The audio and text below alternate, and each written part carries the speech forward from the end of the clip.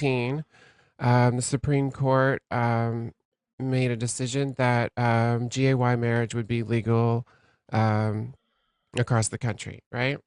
In 2014. I'm with you. And then a bunch of right-wing think tanks said, "Well, dang it, we lost that one, so we need to come up with a new boogeyman, something to scare people about."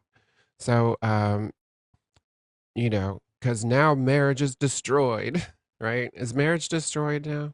Because they said that for years. Well, my thinking on marriage is it's none of the government's business. I think it's Yeah. between you and Well, the other person and Republicans God seem to, Almighty, yeah, Republicans seem to if think there is a otherwise God. for a very long time.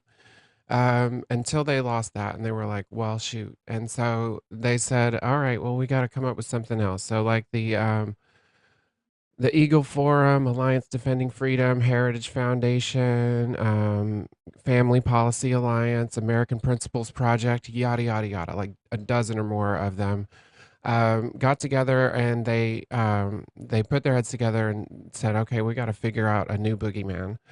And Terry Schilling, the president of American Principles Project, said, we knew we needed an issue that the candidates would be comfortable talking about, something that, like, people maybe didn't understand very well. And so we threw everything at the wall.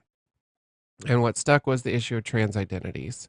And so they said, "All right, well, let's figure out what to do here." They started writing model legislation, and then 2016, North Carolina passed an anti-trans bathroom bill, right? And there was a big hubbub about it. Everybody was like, "Where the hell did this come from?"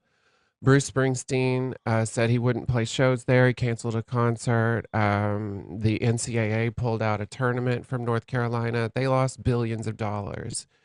And within a year, they were like, okay, never mind, you guys, we were just kidding. And they rescinded the bill. And they went back to the drawing board and they said, okay, well, we want to eliminate all transition care. Is literally what Terry Schilling said. But we're going to start with the children because that's where we can get a consensus.